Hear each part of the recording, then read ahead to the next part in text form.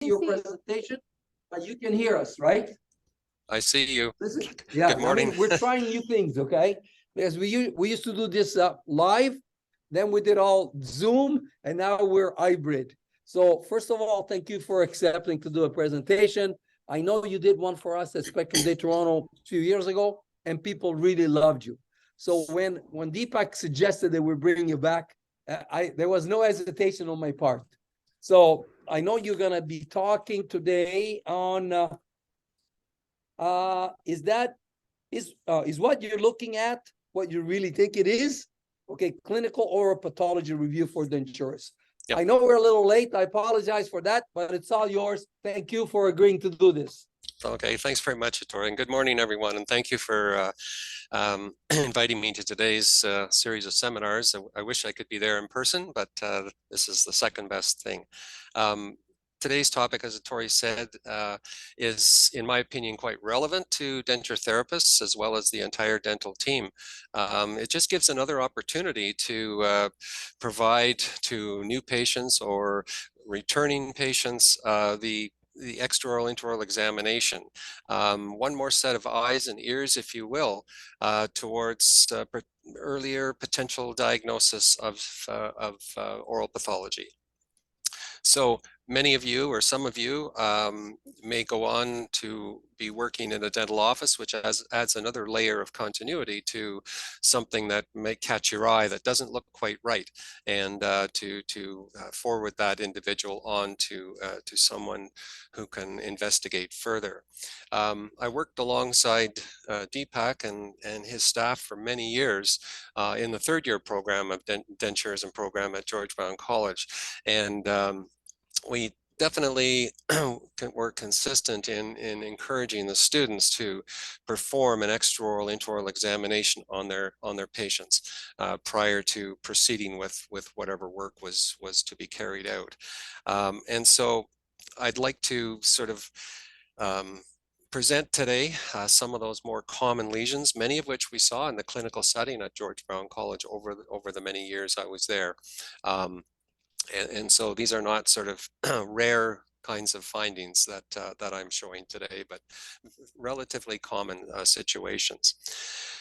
There's an old adage, I'm just trying to, my screen is not advancing. When you click, doesn't it change? Not for me, no. It doesn't change for us either.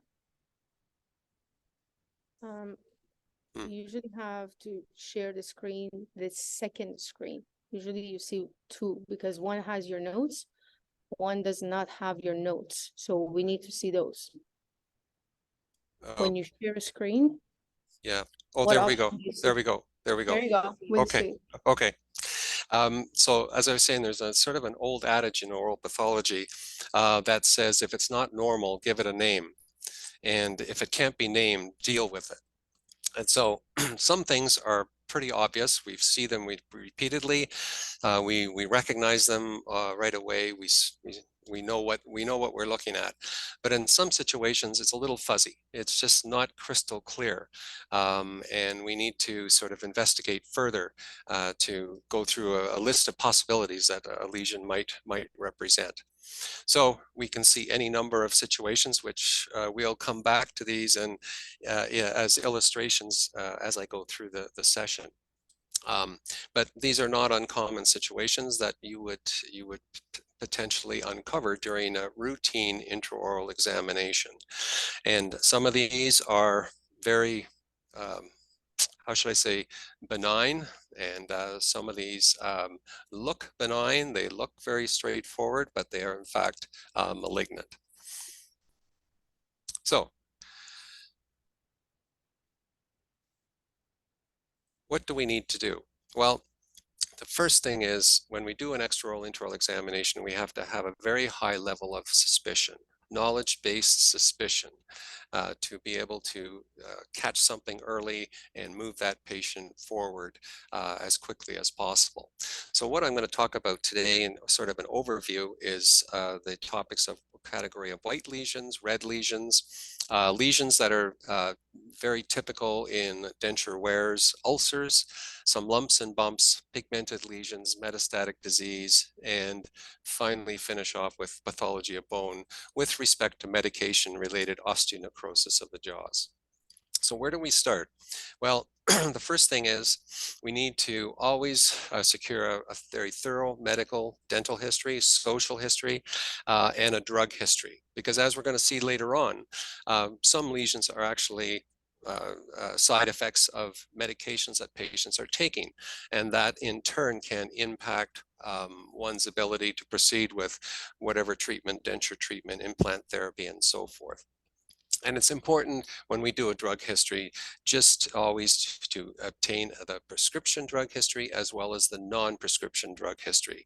An increasing percentage of patients now are taking over-the-counter medications that don't require visiting a doctor for a prescription, etc. And many of these non-prescription over-the-counter type medications can have significant side effects for one's treatment going forward, negative side effects.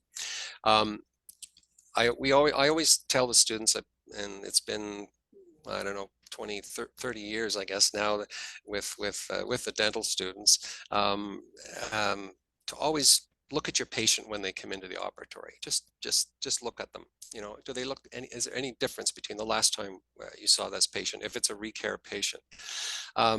Following a systematic approach, knowing the normal anatomy. Looking for asymmetry. Things that are more developmental in nature will tend to be balanced one side to the other side of the mouth. But particular lumps or bumps or ulcers that really occur on only one side may have represent a higher degree of suspicion that we have to investigate. Telling the patient what we are doing in simple language. Why are we doing this intraoral examination? And so that they understand. And by doing that, it also raises one's awareness about the importance of anything that goes on in the mouth, that patient will reach out to someone sooner than later. I use this category of ask, listen, and then look and feel. And what I mean by this is if we saw something in the patient's mouth that wasn't there before, that didn't look, just didn't look right. You have a gut feeling that something's not right there. We ask some questions, we get some information. How long has it been there? Has there been any change in the size of this lump, for example? Has it just popped up overnight, so to speak, or has it been going for a while now? Is there any pain? Does it hurt you? So those are some questions that we might ask patients to get a little bit more information. Probably just as important is listening to our patients when they come in after not having seen them for, 6 months. Maybe this is a recall for full dentures or even partial dentures. Listening to their comments. Complaint of paresthesia. All of a sudden, this side of my tongue feels numb, or this part of my lip feels numb. That's not normal. Complaint of difficulty swallowing, recent onset, maybe 3 weeks or so. Something feels stuck in my throat. We'll get back to some of these and the significance in a second. Complaining of hoarseness. You know, we call it hot potato syndrome. It's just your voice has changed. There's a difference since the last time. Earaches. Earaches can be worrisome for patients, particularly patients who have been diagnosed or go on to be diagnosed with human papillomavirus positive oropharyngeal carcinoma. Complaint of weight loss, unusual weight loss, not dieting, but just a rapid loss of weight. It is not a normal function in the human body. There's something else that's triggering this. A lump or swelling in the neck on one side, and that is very significant with respect to this new HPV-related oropharyngeal carcinoma. Limitation of mouth opening. And untoward bleeding in the mouth as well. So these questions, many of these questions do relate to the onset of malignancies secondary to some of the human papillomavirus subtypes. And we're going to talk about that in a little bit. So these are significant because with human papillomavirus now and its relationship to oropharyngeal cancer, we don't have the same markers that we have had typically for oral cancer proper. In other words, we don't have white lesions or red lesions that we can actually see because this is something that's in the back of the throat, very inaccessible area for us. So listening to these complaints on a part of a patient is extremely important. We can also talk about landscape, and by that I mean, and you may be seeing some pictures of our new environment out west here that we've been living here for a year now. So I'm playing tourist, a tourism guide as well during this session. Looking at something, looking at the location, you know, where is it? Has the color changed? Is there significant color changes? What about the borders of a lesion? Does it look regular or irregular? The surface, is it rough? Is it smooth? Is it granular? Is it ulcerated? How many are there?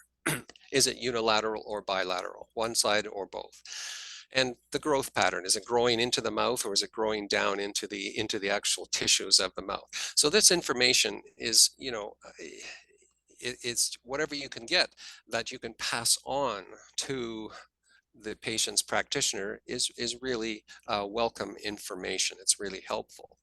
The actual clinical intraoral exam takes, you know, a good 90 seconds at the most once you become familiar with the different locations, starting in the most anterior part of the mouth, reflecting the lips, back up and down, and progressing down into the posterior areas, going by the buccal mucosa, stretching that, asking the patient to allow you to visualize that area, the retromolar pad area, lateral border, and ventral surface of the tongue.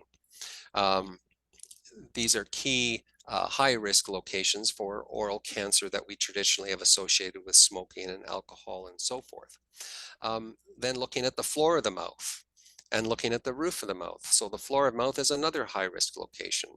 The roof of the mouth, well, we may detect a torus. And of course, the torus may impact our future planning for full or partial denture construction.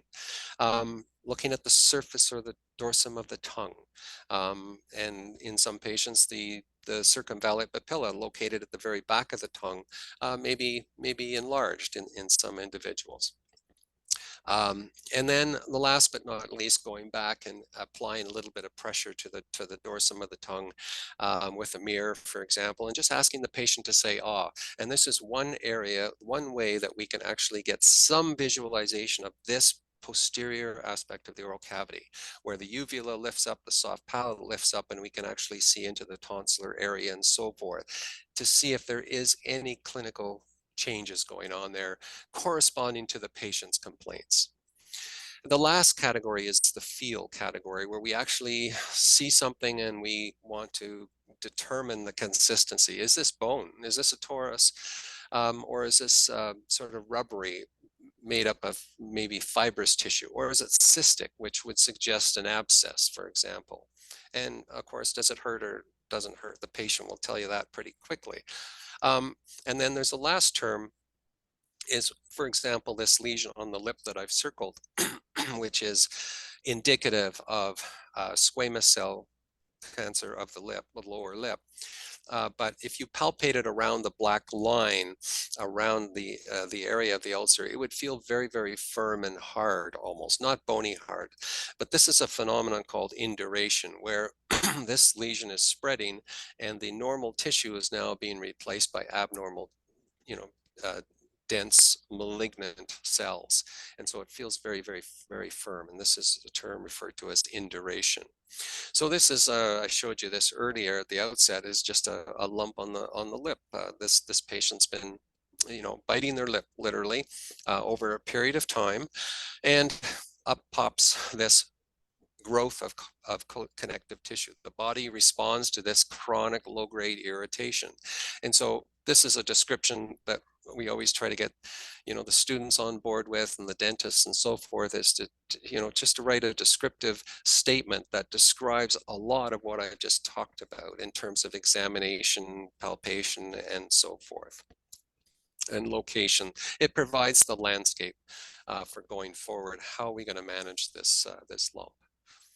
So we need to be suspicious of things that are non-healing in the mouth, non-healing ulcers, non-healing extraction sockets, beyond the normal expected time, persistence of a lump in the throat, something feeling stuck or hoarseness in the voice, thickening in the cheek, untoward bleeding in the mouth. Other than, the usual gingivitis and so forth, bleeding, particularly from the back of the throat, is not a normal phenomenon.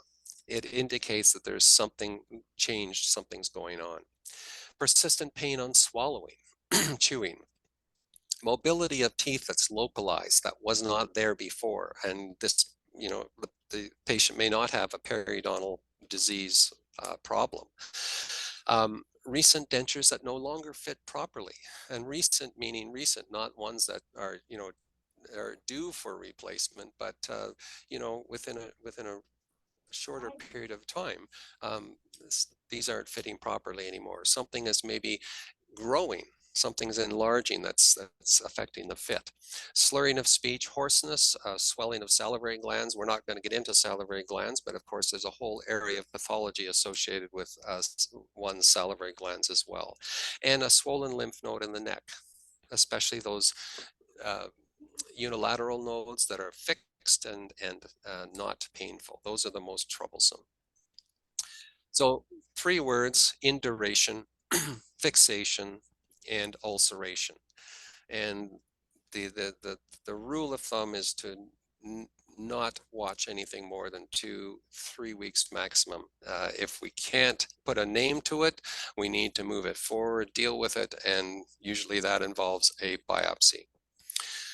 And by not following these sort of timelines and these rules, we end up with a much poorer prognosis that we currently have with oral cancer. The 5-year survival rate is still quite poor because a lot of diagnoses are made in the stage 3 and 4 of the disease, and so delay is deadly. Okay. So we're going to just go into a little bit about white patches and why we call them white lesions. And so as we go forward from here on in, we may see combinations of color. We may see some white lesions with a bit of red in them. We may see an ulceration with a bit of white involved, and so forth. So they're not categorized in discrete locations. They have a lot of overlap associated with them. A lesion could be white because of increase in the surface keratin in response to some low-grade trauma, frictional trauma. Also, when the extra keratin is formed, it becomes hydrated, and that enables a more even reflection of the visible light spectrum, similar to when you've been in the water for too long, and of course the tips of one's fingers sort of appear white and wrinkled and so forth, and that's the same sort of premise. It could be increased actual thickness of the epithelium without keratin, as we might expect in a pathology, in a malignancy, for example. It could represent death of the epithelium, necrosis, ulceration, burning of some form of the tissues. And it can also be indicative of underlying fungal infections. And the one we talk about most is Candida. Candidiasis is not a disease per se. It's actually a symptom of other diseases. So we have to kind of remember it in that context. There's no sort of disease, candidiasis. It reflects an opportunistic organism that takes over when all else in the environment is going downhill. They're the first ones out of the gate to take advantage of this situation. Your patients may come in and have these changes to their lower lip, for example. So here we have a little bit of a whitish tinge, but we also have loss of definition of the anatomy of the lower lip between the skin and the lower lip is an area called vermilion border. For women, that's the end point for applying lipstick. You don't want to go beyond that. So that's the border, the vermilion border. When that becomes obscured, blotchy, sometimes ulcerated or blistered, it can predispose an individual to further development of squamous cell carcinoma of the lip. And the trigger is usually exposure to sunlight without proper protection on the lip. So this was also called sailor's lip or farmer's lip, or anybody who's engaged in outdoor activities, landscapers, that type of thing, or sun worshippers without proper protection may show these changes. And this is something that we could make a comment on and perhaps even make a suggestion or encourage the patient to return to the dentist for further assessment. And this is called actinic or solar sunlight cheilitis, inflammations of the lip. Candida, again, as I said, is a symptom of an of an overlying problem, and often it's immune related. Patients may have an immune deficiency, HIV, for example. Newborn babies often are immune deficient for several months until their immune system sort of kicks into high gear, and we have a condition called thrush. And so, and any type of immunodeficiency and can lead to this, poorly controlled diabetes, for example. So many patients that I encountered at George Brown in the Denturists program were, I would say, elderly with other medically compromising situations, which would potentially predispose them to overlying candidiasis infection.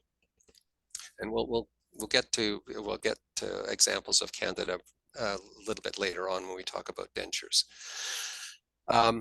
It's more of a often a bilateral situation, is this linear raised area following the occlusal plane along the buccal mucosa. It may be raised to varying degrees, and as a result of the keratin formation, we're going to see a little bit more whiteness to it.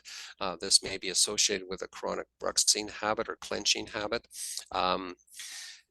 There may also be a change in positioning, for example, if patients undergone some rehabilitation, either with full dentures or crowns, etc., where that interocclusal relationship is maybe altered and causing a little bit of impingement on the tissues of the cheek. And this is, as the name says, a white line, linea alba.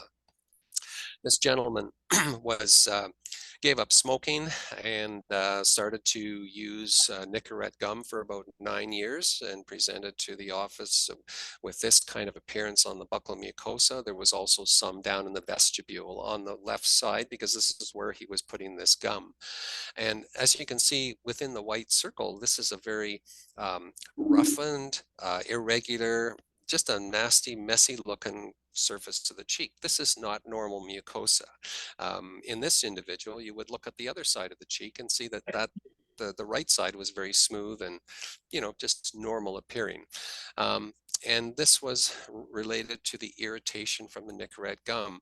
But you can also see this situation, somebody who just bites the inside of their cheek, literally chews their cheek, and creates this ragged appearance. And this is something referred to as a frictional keratosis. It's benign, it just looks nasty, and the patient needs to be encouraged to discontinue this habit or whatever might be causing this this appearance.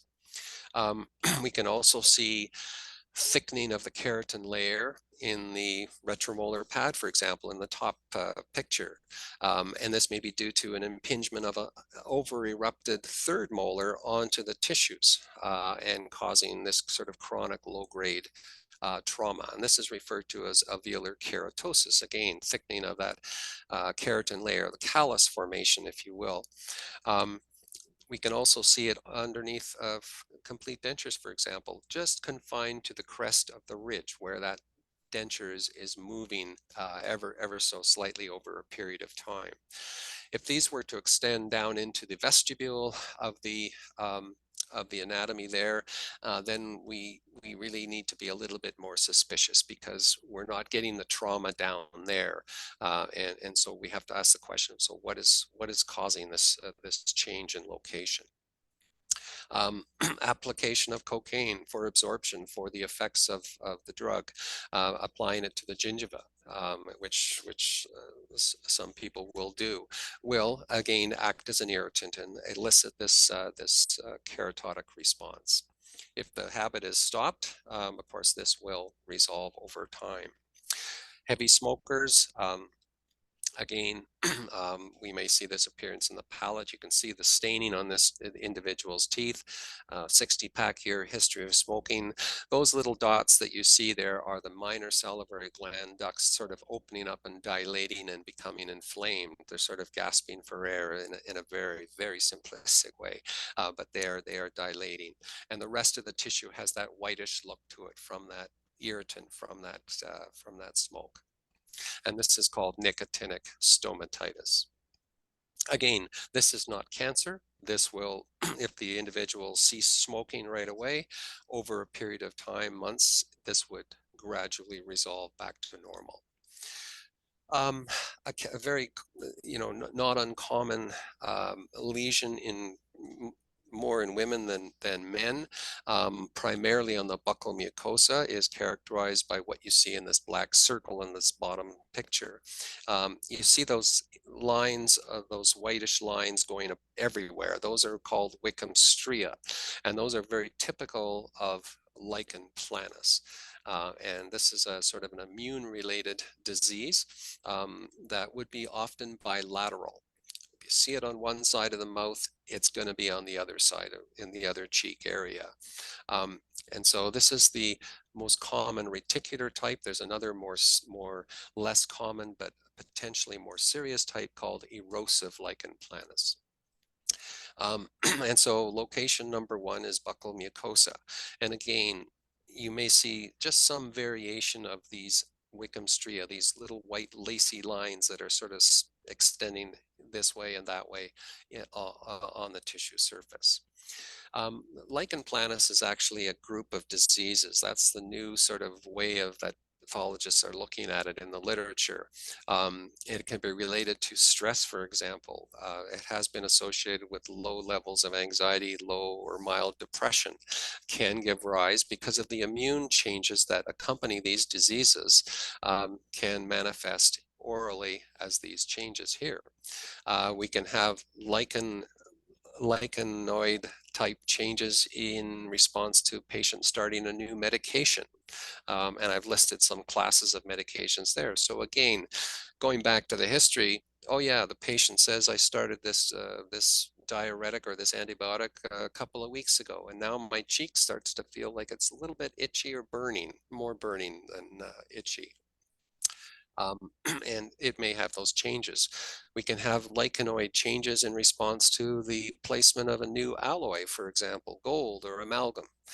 Even acrylic can trigger this. And this is a contact reaction, which is localized to the area of contact. And then other forms of lichen planus in response to a patient who's undergone a bone marrow transplant, for example, or any transplant, condition called graft versus host disease. The graft or the transplant is now rejecting the host. So here's an example of a lichenoid reaction in response to the placement of this new gold crown in first molar area. Developmental changes, again, sort of a whitish yellow appearance that are seen in 80% plus of patient population, is ectopic sebaceous glands. In other words, these are glands that are associated normally with hair follicles on the skin, but of course we don't have hair intraorally, so these are out of place, and these are called Fordyce granules. Here's a patient coming in for an assessment for a new dentures. She currently wears a full upper and a partial lower, 60-pack year history of smoking, and not surprisingly has some emphysema as well. And so as part of the intraoral examination, despite there's only 8 teeth remaining, but there's also this unusual whitish area in the floor of the mouth. It spreads from one bicuspid to the other, and it's just sort of sitting there flat. You know, it's not ulcerated, but it's not normal. And we can give it a name clinically, and that's a name called leukoplakia, which I'm sure you've all heard. But it's only a clinical term. It's not a diagnosis of the lesion. It just means a lesion of questionable risk. We can't call it anything else because we really can't associate it with anything else. It's not frictional keratosis. There's no rubbing of any lower existing framework on the denture with this area. And it also cannot be rubbed away. That's probably one of the key things with a white lesion is we tell the students, pick up a piece of gauze, and if you can rub it off, then it goes into this sort of category. But if you can't rub it away, then again, you have to deal with it further. Leukoplakias can be malignant.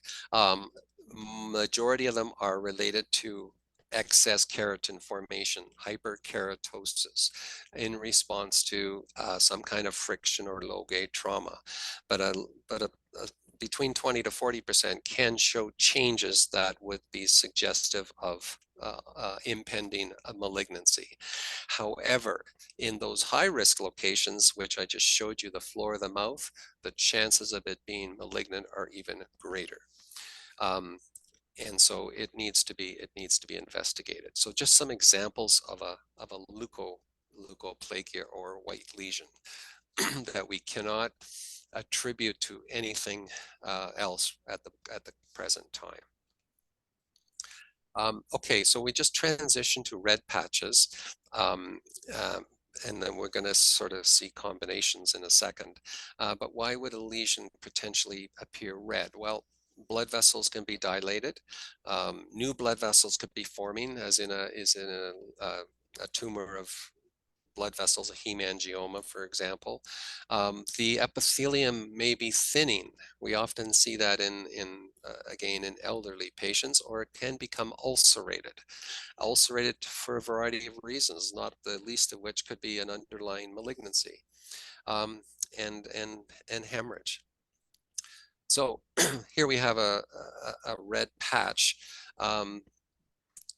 in the floor of the mouth, which is really remote from any border that a denture may engage in this individual. So we can sort of rule anything out of causing ulceration or anything else. And this is referred to as a erythroplakia, which means red lesion that does not clinically represent any other disease.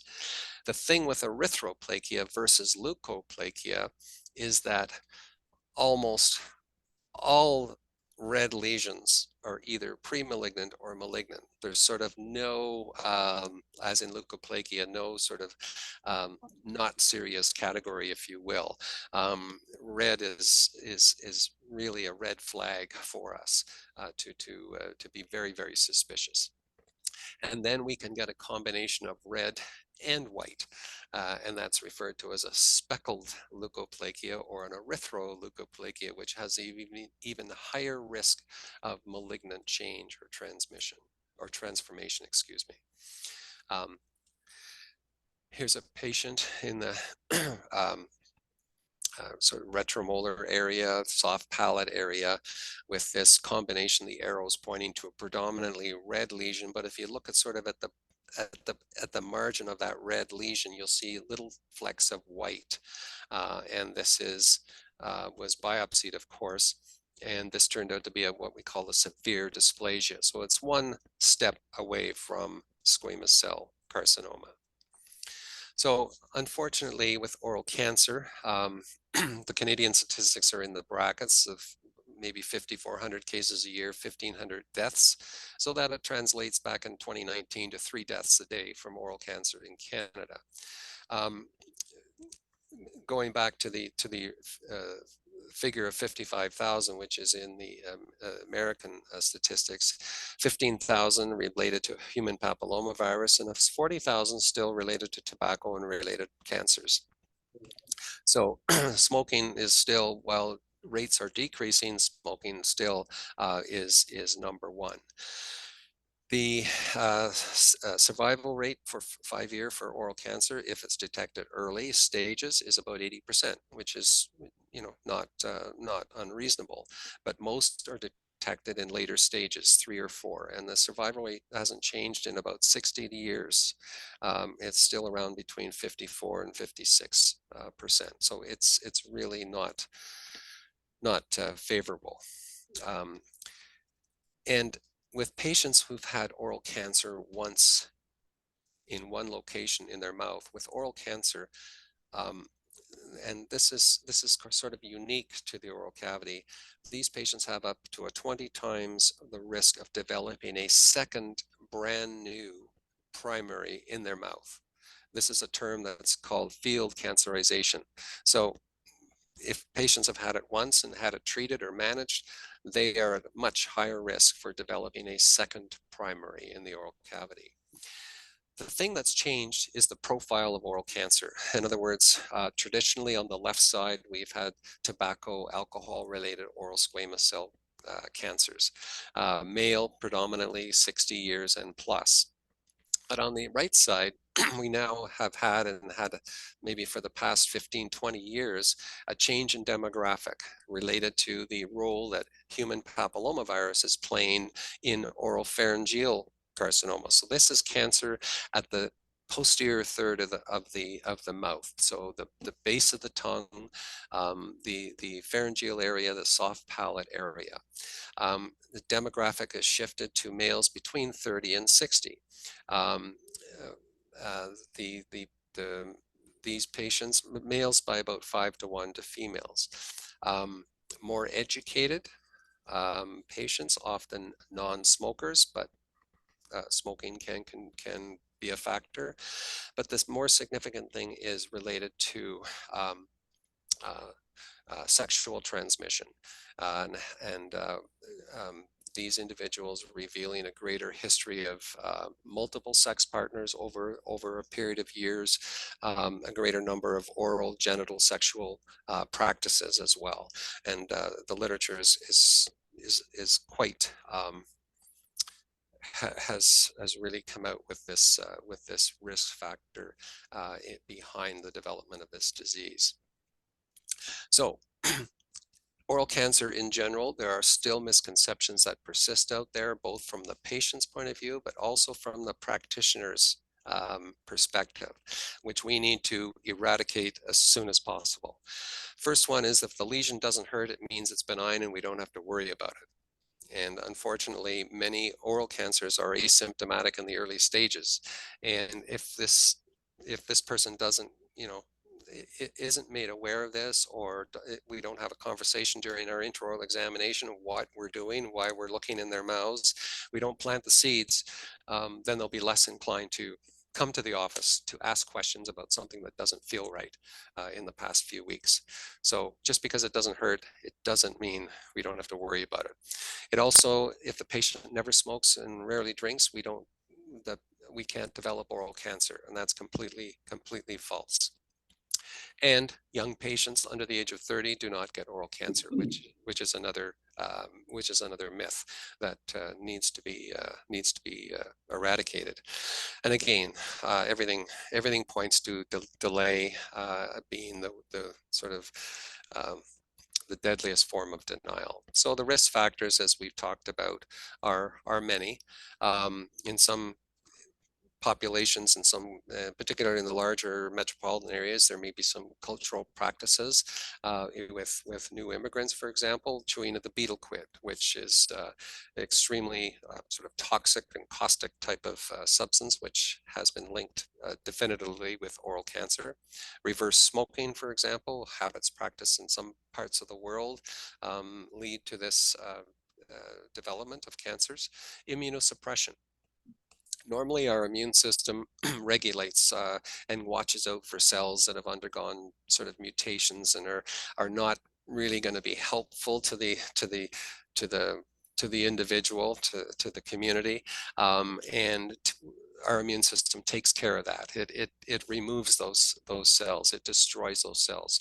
But when we have immune suppressive situations, such as maybe there are some genetic diseases, there are infections, HIV being number one, some medications that patients are taking, transplant patients, all can compromise the immune system and reduce that immune surveillance significantly. And these individuals do have a greater propensity for developing cancers. Oral cancer is what we're talking about. Patients engaging in e-cigarette use or vaping use, again, the consensus is that this is something that should be part of smoking cessation education in the office as well. There's a new condition or disease that was coined about maybe 5 years ago now in the medical profession called EVALI, which is e-cigarette vaping associated lung injury. And this is a disease entity to reflect those individuals who are exhibiting all signs of lung disease, not necessarily lung cancer, but lung disease as a result of the use of these products. So most oral cancers are arising in the lining surface of the head and neck. Early stages can often be asymptomatic, and it's only through our asking or listening to patients can we come up with an idea that something's not right. Traditional symptoms include that non-healing lump or sore, that non-healing extraction site, the sore throat not going away, the hoarseness, and the lateral neck swelling. High-risk sites, again, ventrolateral tongue, oropharynx for the cancer-causing subtypes of HPV, floor of the mouth, lower lip, gingiva, buccal mucosa, hard palate, and dorsum of the tongue are rare locations for oral cancer. So just some quick illustrations of patients' sort of complaints or symptoms. Discomfort or numbing or numbness or tingling in the tongue was what this individual complained about in the top picture. A little bit, and then examination showed some surface ulceration, but the patient may not have been totally aware of this. It's just, they had this initial feeling of numbness or tingling, which again is not normal, assuming they didn't have local anesthetic. On the bottom side, and again, a woman I saw in a U of T clinics probably about, I'm going to say 12 years ago now, coming in for a screening appointment. Everything was fine, needed some work done, go on and get x-rays. However, she mentioned to me in passing, and when we do a screening, we do it just sort of a quick skirt around the oral cavity just to make sure there's nothing that the students can't handle in terms of restorative and prosthetic treatment. And just in passing at the end, she said to me, yeah, and I hope I can get a night guard made because my old one is really, it's kind of shot. It bothers me. It bothers me down here. And she vaguely points here. And it's kind of rough. I left it out for a few weeks, but it still hasn't changed or gone away. I knew right away when I saw this woman that she was, and I think she put it on her history, that she was a long-term, maybe 30-pack year smoker, maybe 35. You could sort of smell it, but you could also sort of hear that dusky smoker's voice, if you will. I said, let me take a look. Let's just have a look and make sure. And I had her reflect her tongue, as you see there, put a piece of gauze there, and right situated on the sort of the lateral, more ventral surface of the tongue was an ulcer, which was an ulcer that you see here. And there was no question in my mind what that was. Absolutely no question. We took it down to the oral surgeons in the clinic that day. They took one look at her and she was sent off immediately. Long story short, a year later, she returned to the clinic. I heard that same voice, overheard it with a student. I looked at her file and she had diagnosed with a stage 2 squamous cell carcinoma. However, on the surface, if you hadn't looked at her tongue, you wouldn't have seen it. It was hidden, but it was just listening to those sort of comments and that unusual, that it wasn't going away and so forth, that made me more suspicious. Cancer of the lip, again, you can see around this ulcer in the center, that thickening or that swelling, that's induration of the lesion. Here's buccal mucosa, chewing tobacco.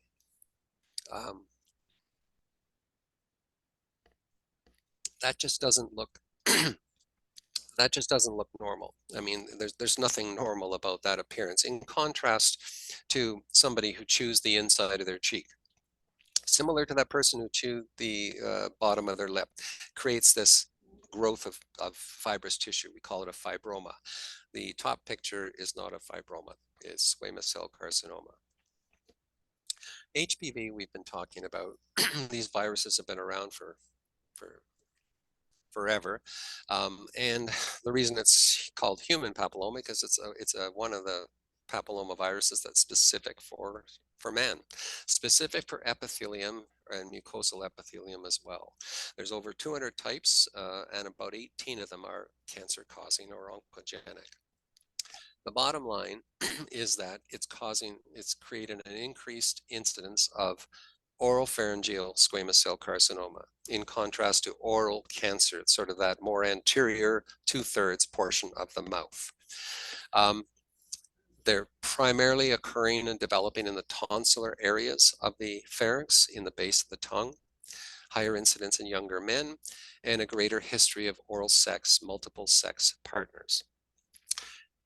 Fortunately, they are now in the literature showing that they have a better survival outcome than non-HPV oral pharyngeal carcinoma.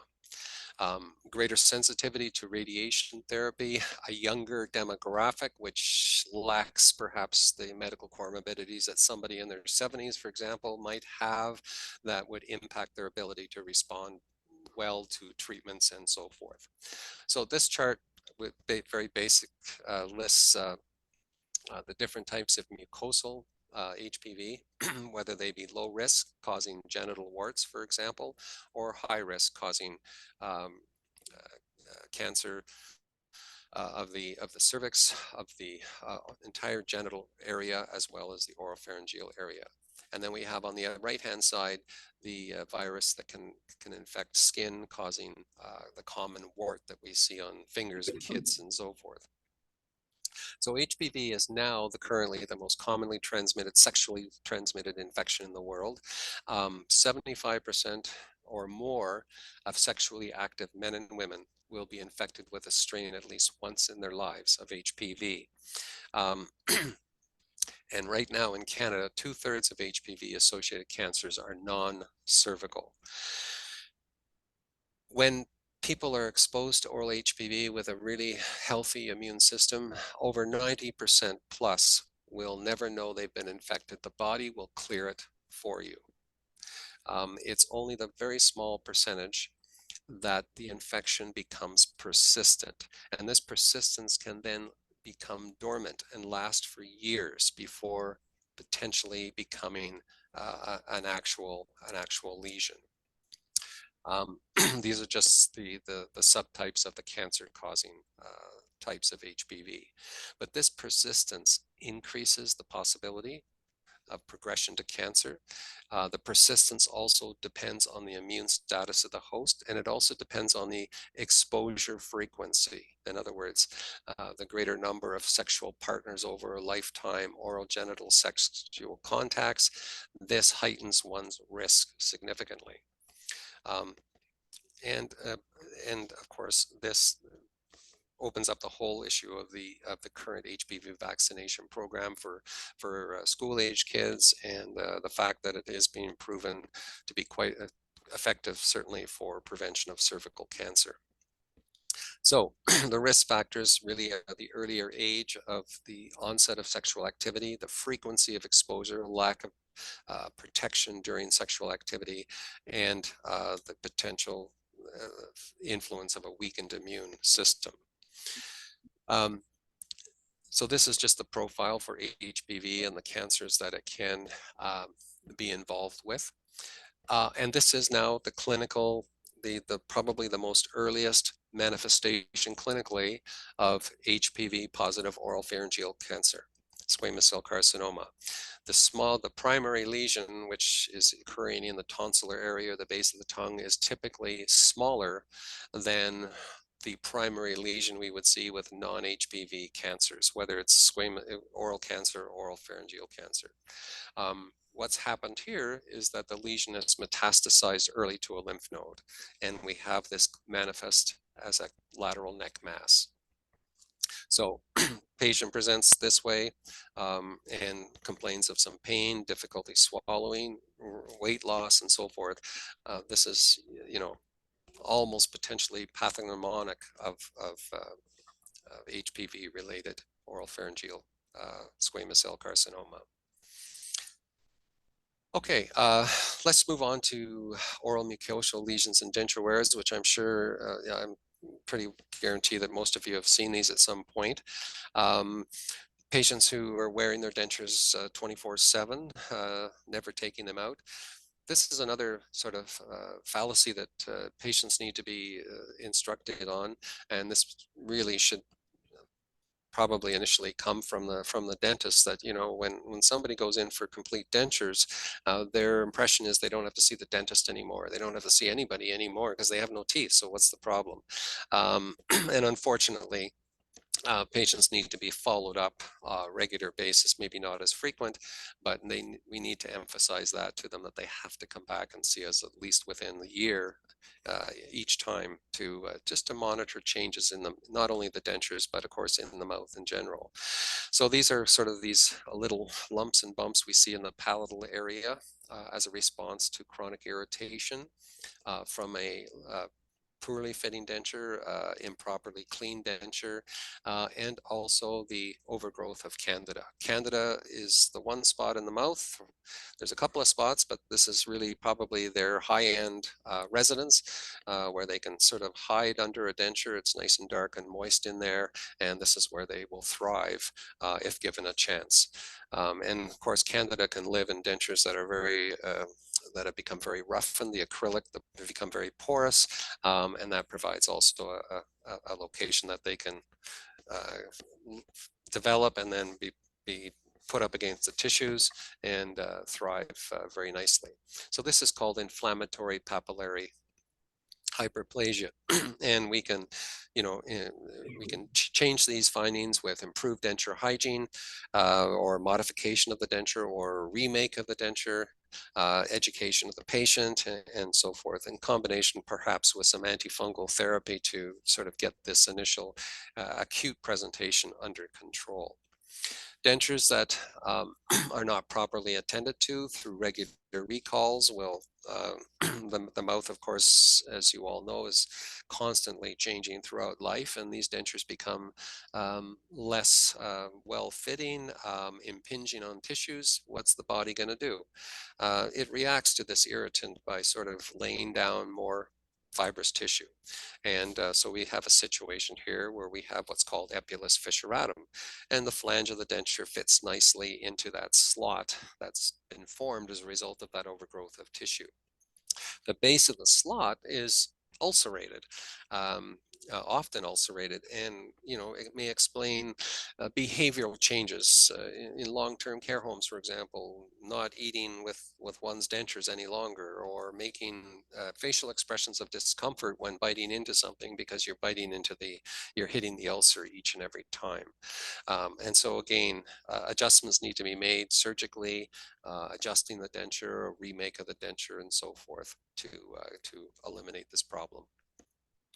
Another example of a subtype of candida, again, which is a symptom of an overlying problem, would be denture stomatitis, where we don't have that papillary appearance, but we have that distinct reddened appearance. This patient's likely wearing perhaps an acrylic transitional denture, replacing those missing teeth, and again, not following proper hygiene protocols and so forth, allowing the candida to thrive in this area.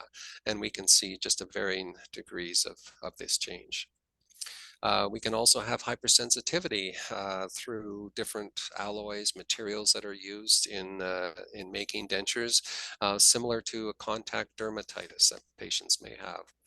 And so we need to sort of be aware of that in our histories. So not only this patient has a torus, but has a very distinct redness corresponding to the outline of the flange of this perhaps transitional denture as well, or to the framework, a component of the framework in this partial denture. Again, poorly constructed dentures or worn down dentures or non-existent dentures can allow, again, our good friend Candida to thrive at the corners of one's mouth, the saliva sort of pooling in these areas, and that's one of the favored requirements for Candida. And so we end up with a situation of angular chylitis, which again needs to be addressed through short-term and long-term management. Patient sticks out their tongue as part of our intraoral examination. This is not uncommon, and where we see these sort of different patchy areas of the dorsum of the tongue where we've lost the filiform papillae, and it appears a little bit redder, surrounded by sort of a whitish border. Made up of debris and dead cells and so forth. And this would be an example of geographic tongue. And again, usually the patient's not even aware of it. It's something we note. If we saw this patient back in 3 months, for example, it may be gone. It may be entirely gone, or it may have rearranged itself to different locations of the tongue. And so hence the name sort of geographic. It has a map-like appearance. Causes, again, stress, vitamin deficiencies, maybe hormonal changes. It's really not sure what causes this condition, but usually no treatment is required. Temporomandibular disorder, and again, the only thing I'm going to mention here is trismus, which is really the inability, of course, of the patient to open their mouth to the sort of normal opening, due to this constant sort of contraction of the muscles of mastication. It could be secondary to a patient who's had radiation treatment for a malignancy, for example, or there may have been some kind of trauma. And so this will impact one's ability to go forward with perhaps prosthetic treatment until this patient is able to open their mouth a little bit wider to permit the impressions and so forth. And so the patient may have to be advised on exercises to sort of gradually increase that dimension, that vertical dimension. Ulcerative lesions, again, to be suspicious of anything non-healing after an appropriate period of time. And again, the time period is 2 weeks, 3 weeks, the maximum. So the most common cause for a single ulcer in the mouth is trauma. Some kind of trauma or irritation has caused it.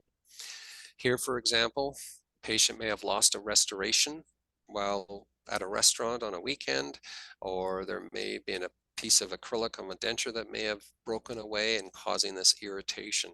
And the mouth responds very, very quickly as more of a protective mechanism to alert the individual that, hey, something's not right down here, and we develop an ulcer. Now, if we see this individual promptly, we correct the broken filling, the broken tooth, the broken denture, this will respond and heal in an appropriate period of time, maximum 2 weeks. But again, if we don't get that, what we expect as normal healing and resolution, this needs to be investigated. When I said you look at our patients when they come into the operatory for care, we have full access to their face. We have access actually to the back of their scalp, to the back of their ears. And of course, one of the things, especially in individuals who may be outdoors more, sun exposure, are the development of skin cancer. And this is sort of one of 3 types of skin cancer that we can develop. This is the sort of the quote unquote the best if you're going to develop a skin cancer, and this is an example of basal cell carcinoma. Again, that non-healing ulcer that kind of goes through stages where it looks like it's going to get better and disappear, but it doesn't. It breaks down again, and then just continues this cycle for just continues on and on. Middle third of the face, lateral to the nose, is one of sort of the prime locations, but also we can develop these lesions not only on the skin of the shoulders and so forth, but also on the back of the ears. So when we put our patients back, there's nothing stopping us from just taking a quick glance at behind, just to see, make sure everything looks what we'd expect to see normal. So basal cell carcinoma in a variety of forms, but the bottom line is the non-healing nature of this of this ulceration. And then we can go to multiple ulcers, and probably the most common, I shouldn't say the most common, because the minor aphthous ulcers are actually usually solitary, but when we get into major aphthous ulcers, those are multiple ulcerations.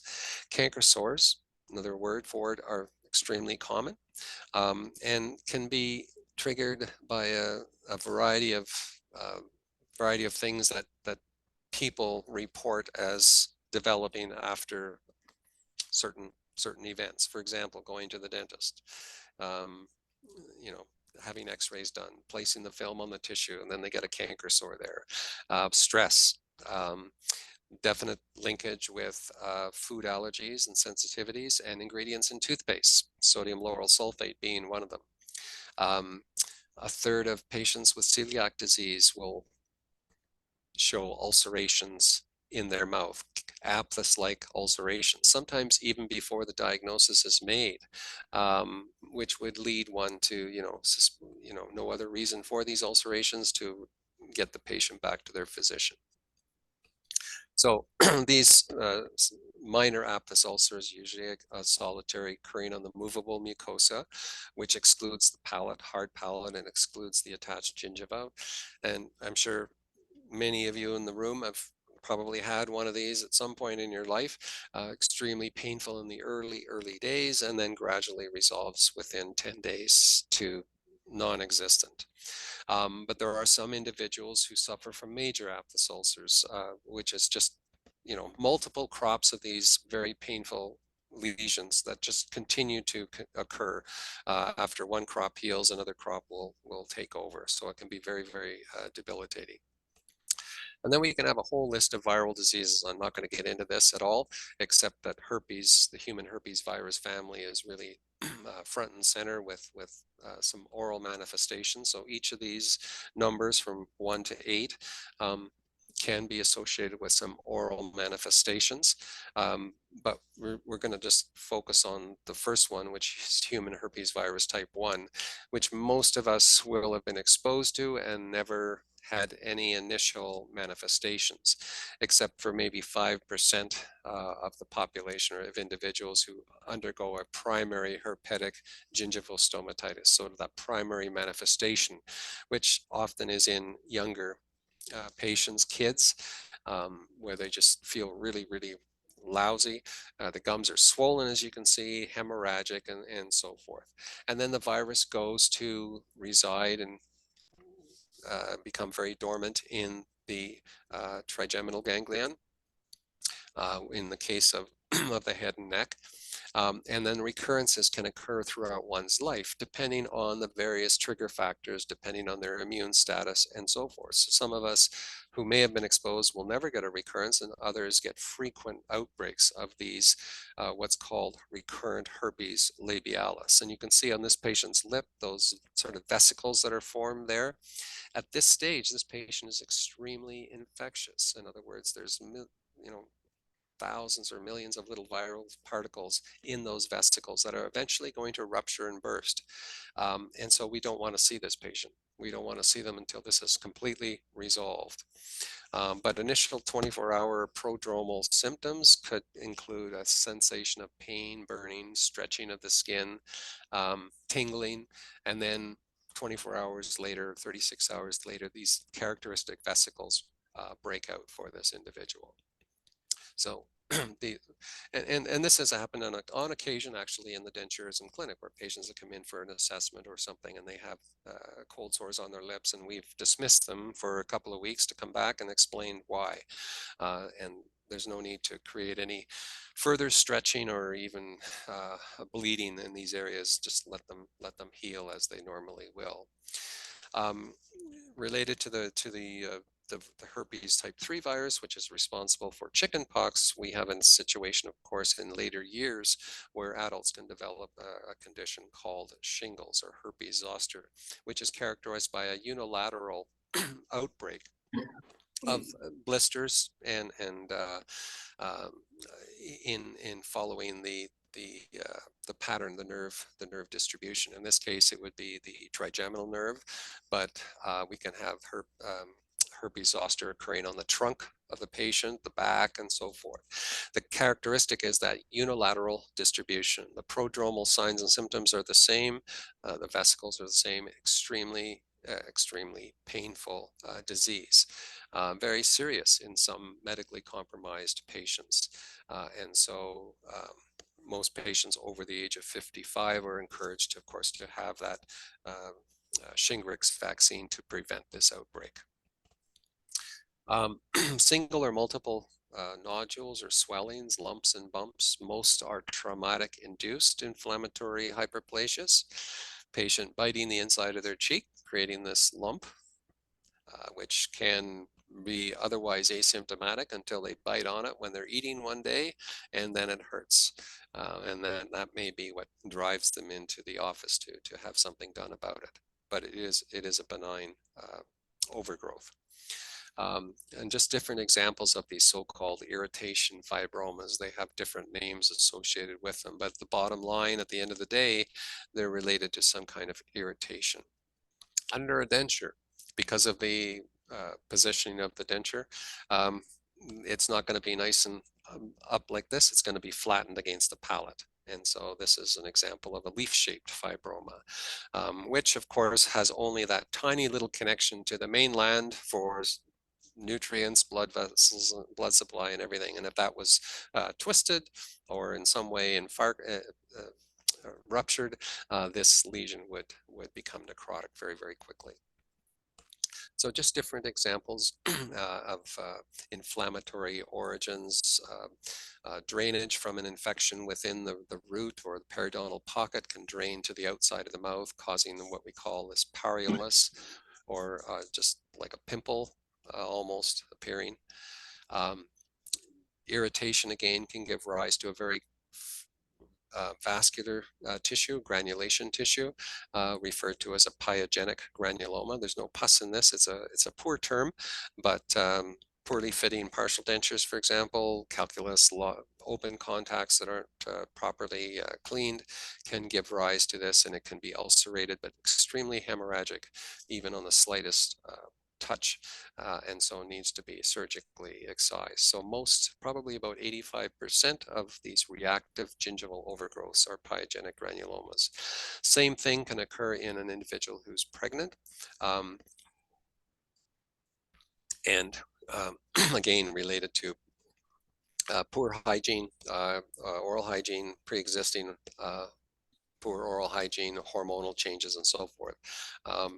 And if able to, the recommendation is to remove these after delivery of the child because the recurrence rate is much higher if it's taken out before delivery.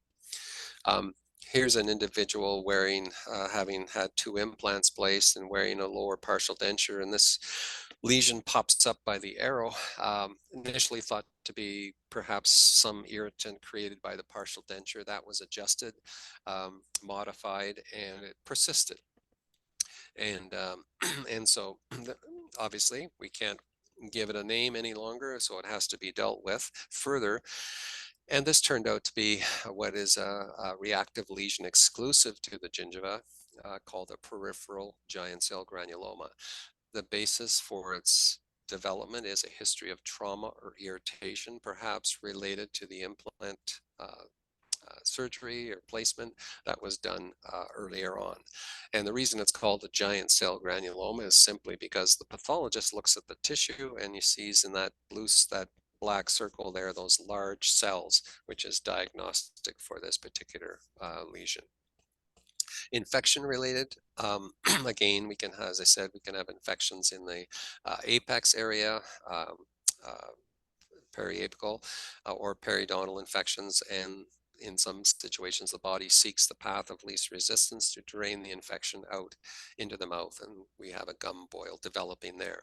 So in different situations you can see here which give rise to these gum boils, which can become very chronic and just grow and become a little bit more fibrotic over a period of time. Drug history is important because there are 3 classes of medications that many patients are taking that can give rise to gingival overgrowth. Anticonvulsants, for example, Dilantin was a classic one. Sodium valproate, another one, give rise to these fibrous thickening of the interdental papillae for patients, and makes it even more difficult to carry out good oral hygiene, which then becomes sort of a vicious circle. Calcium channel blockers, heart patients taking, for example, nifedipine, can have a similar presentation that we see here to varying degrees. And patients who've had transplants and are taking, for example, cyclosporin, can have a very rapid onset. This is a 15-year-old who had a kidney transplant back when I was doing my oral pathology training at Western many years ago. And so this requires gingivectomies at regular intervals to maintain some degree of oral health for this individual. The viral lumps and bumps, again, HPV, but the low risk types, those types that cause warts on the skin, which can be auto-inoculated to one's mouth, for example, by sucking a finger or sticking fingers in one's mouth. So kids are notorious for this, and we can get this presentation on the feet as well. Intraorally, we can have a wart. Not common, but it can happen through auto-inoculation. And we can also have a more solitary, another solitary type of predominantly white lesion because of keratin occurring in the mouth. And this has described as a cauliflower-like appearance. This is referred to as a squamous papilloma. So these are all sort of in the low risk category. In this case, low risk mucosal types of human papillomavirus. And again, another subtype of the low risk category is 6 and 11. And as I said, there's over 200 subtypes that can be transmitted from the genital area to the oral cavity through oral genital contact. And this is often seen as multiple, very soft kind of fleshy kind of growths that we see here. And this is genital warts transmitted to the oral cavity. And so this is, again, forms up to 30% of sexually transmitted diseases. We talked a little bit about the torus in the palate, and again, very common finding to varying degrees, depending on the patient. In some cases, depending on the ethnicity of the patient, and whether it requires some management in terms of going forward with denture treatment or not. But this is palpated as bone. This feels like dense bone, and occurring in the midline of the palate. So, with the exception of the midline palatal torus, if we see a swelling in the palate that's to either side and a little bit more posterior, sort of going into the soft palate area, we need to be suspicious, because there's other malignancies, other conditions that are much more serious that need to be dealt with, and these include salivary gland malignancies. So midline swelling is going to be feeling like bone. It's going to be a palatal torus, but anything else we have to rule out salivary gland disease. Exostoses, again, lumps and bumps on the buccal aspects of the attached gingiva. Again, of varying degrees depending on the individual, whether they're associated with a history of clenching or bruxing habit or genetics. And again, usually their growth is self-limiting. And the torus mandibularis. Same same situation, but in the lower jaw bilateral. You'll see it on one side, you'll see it to some degree on the other side. Again, maybe of no consequence in a dentate patient, but of course, if we were planning some type of prosthetic treatment, depending on the degree of these growths may have to be surgically removed prior to treatment. Pigmented lesions, we can have what's referred to as sort of ethnic pigmentation, which is quite common. We can have smokers melanosis, which is seen in up to 25% or so of patients who chronic smokers, where we have that sort of dusky sort of look to the oral mucosa, that sort of hyperpigmentation, because the melanocytes have been stimulated to become active. Black hairy tongue, there's different variations of what's called hairy tongue, whether it's black from coffee or other dietary sources. We have white hairy tongue and so forth. Hairy tongue simply refers to the fact that the filiform papillae, the keratin on the tips of that papillae, does not get exfoliated as it should normally be. And this could be as a result of a soft diet, for example, something not uncommon in long-term care homes where this might be seen more often. Might be secondary to dry mouth, secondary to patients undergone radiation therapy. And so the pigment is really reflective often of sort of the dietary, and patient may be a smoker as well. Again, something that's been seen fairly commonly is this sort of pigmented lesion occurring on the gingiva.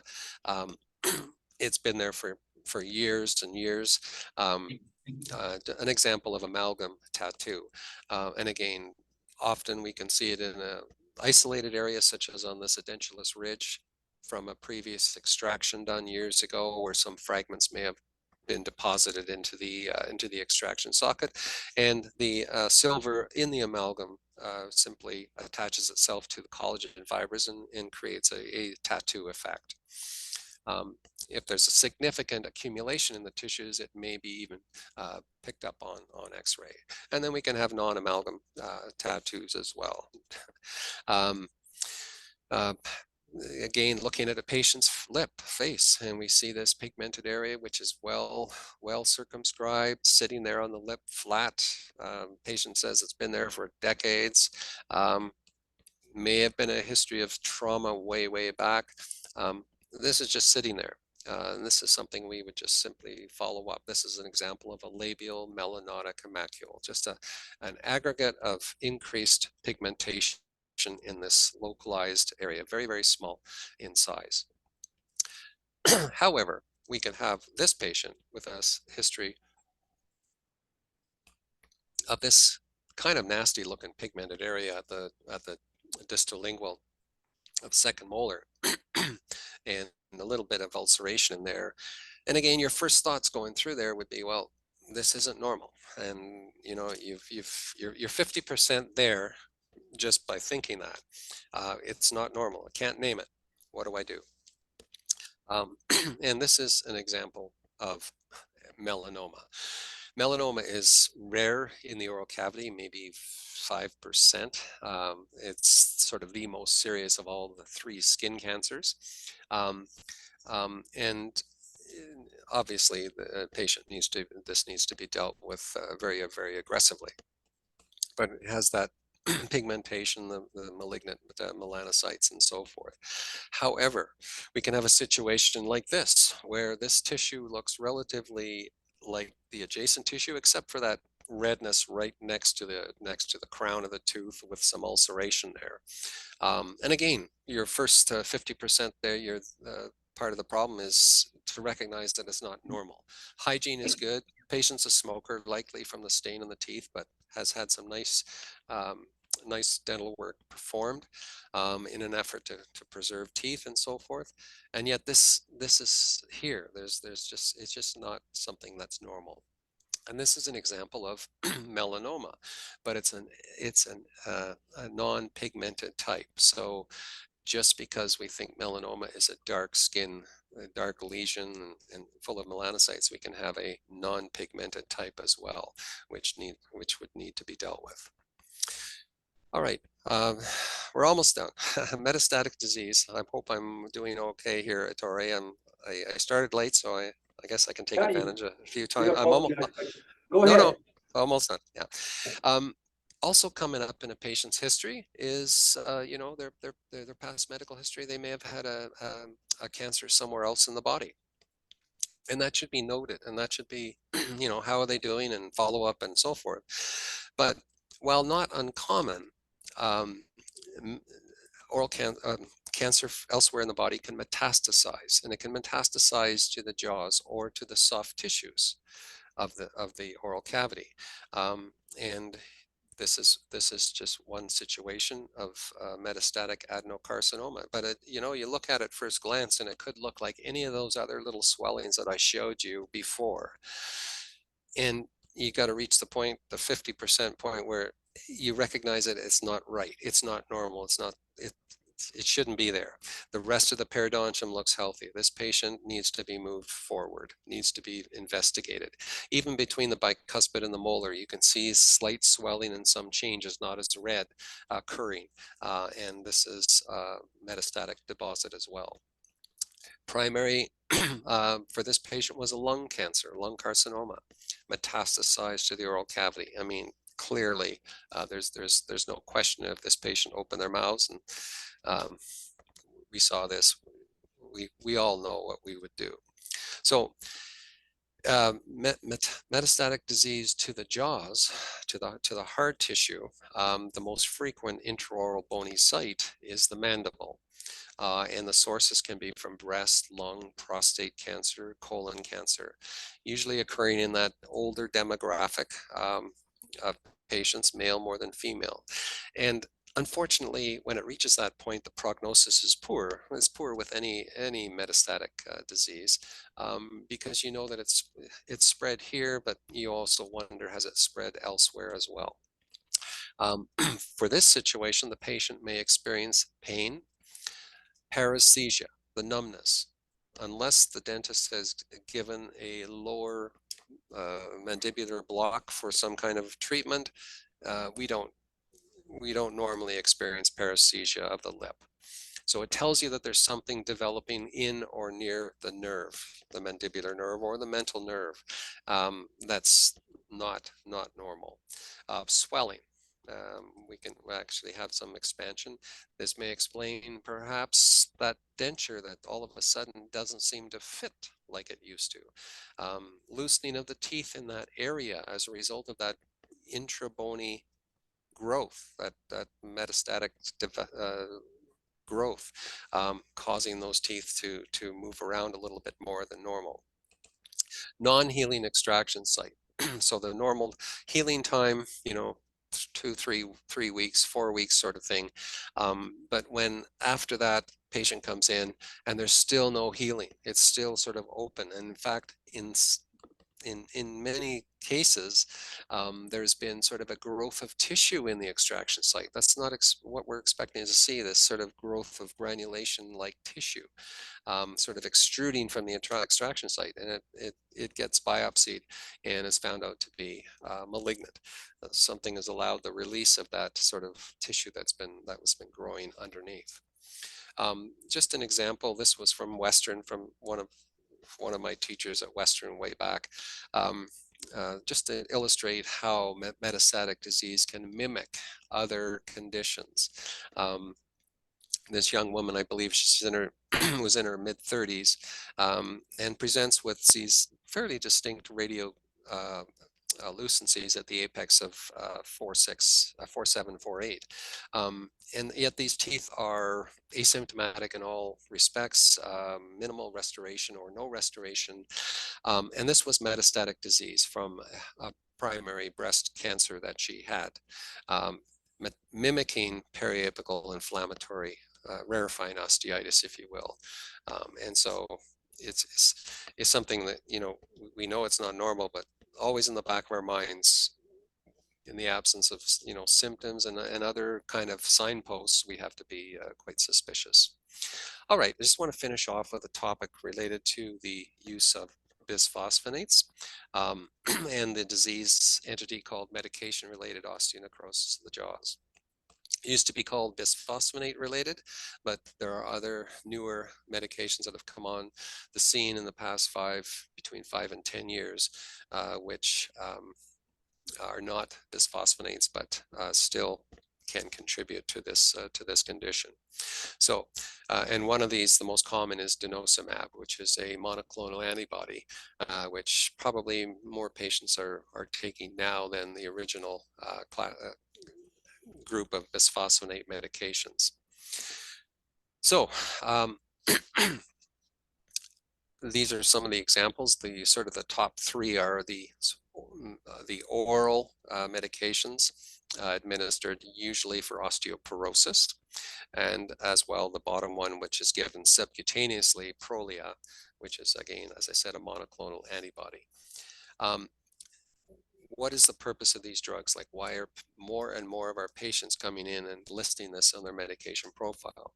Well, they're used to reduce the risk of skeletal complications in patients with bone loss as a result of, number one, osteoporosis, but also patients who have other skeletal malignancies that have a tendency to metastasize, and they metastasize to bones, to the spine, and so forth, which then cause significant risk for fractures. And this can be, of course, just added further to their pre-existing condition with cancer, and can be very, very debilitating, and be a complication to treatment. And so these drugs were developed to just very basically inhibit the role of osteoclasts in resorbing bone, and in a sense debilitating them from doing their job, and allowing more of a shift for bone formation or bone mass formation, trying to balance it out and preserving bone mass for these individuals. The definition officially is condition of exposed bone that can be probed through an intraoral extraoral fistula in the maxillofacial region that's persisted for more than 8 weeks in patients who are currently on or have had previous exposure to anti-resorptive or anti-angiogenic agents and have no history of radiation. So radiation is off the table, because we can have a radiation-associated osteonecrosis of the jaws as well. And so it looks like bone that just does not heal. An extraction is performed and the bone becomes exposed, but there's nothing else going on. It's just not healing. There's no closure going on here. Patients may have varying degrees of pain, infection, that the exposure is persistent. And it has the potential to sort of, get worse and worse and worse, leading to eventual potential fracture of the jaws and so forth. And so surgeons and I'm sure dentists alike have extreme difficulty getting closure in these situations. It may take months, years to achieve, if then. So the question really is, patients taking these medications, they've listed them on their histories compared to those who not. What are the risk factors and clinical consideration for surgery? For them to have dental surgery. The risk factors can include elderly patient, meaning translated to or more medical comorbidities, pre-existing periodontal disease, poor hygiene to begin with, some type of invasive treatment, surgeries, perio implant, and the use of these anti-resorptive agents now greater than 2 years. So this was kind of the latest sort of information that's come out of the ADA and the American Academy of Oral Maxillofacial Surgery. Smoking, of course, goes without saying. Pre-existing other malignant diseases or history of other malignant diseases, again, affecting one's immune surveillance potentially going forward. Chemotherapy, steroid therapy, the prior use of anti-angiogenic agents, and poorly controlled diabetes. Anti-angiogenic agents are drugs that are designed to destroy or limit new blood vessel growth when a tumor starts to develop and grow, it needs blood supply. It needs nutrients to continue its destruction. And if that blood supply and that growth is cut off, then it just can't grow as it's designed to, and it's an agent used in therapy against cancer. So with low dose therapy of these agents, whether it's bisphosphonates or denosumab, and again, denosumab is given subcutaneously, whereas like Fosamax is oral, the incidence is only slightly higher than the general population. So on the right figure is 0.001%, on the left is that only slightly higher to 0.01%. So very, very, very small risks. However, if we get into the high dose therapies, either denosumab in a higher dose on a more frequent basis, or the bisphosphonates administered in an IV form, the incidence can be up to 10%. And the range for denosumab can be between 2 and 4%. So with high dose therapy, that's the sort of the dividing line. And of course, the risks for MRONJ increase with the sort of the cumulative exposure to these drugs, and of course to the potency that is used or administered to prevent these skeletal related events, these fractures and so forth. So there's been a lot in the literature written about how we would manage or care for a patient on anti-resorptive therapy. Some patients, or many patients, and I think it's almost a standard with physicians now, before I put you on this medication, go back and see your dentist. Make sure everything is okay. There's no sort of hidden sources of potential infection, no extractions need to be performed, or things like that. And to ensure that, of course, that the patient has a good oral hygiene regimen and so forth. Be certain that removable dentures fit, because of course poorly fitting removable dentures can irritate tissues and cause some of the lesions that we've already talked about. So we need to sort of, and maybe this is just a bit out of your realm in terms of managing care, but at least I'm trying to just make you aware of the potential consequences of really not knowing that these conditions exist. We need to identify the patients that are at risk, prophylactic care before initiating treatment, managing oral infections rapidly and aggressively during the treatment. For implant treatment, patients, of course, need to be informed of the risks and benefits and potential complications.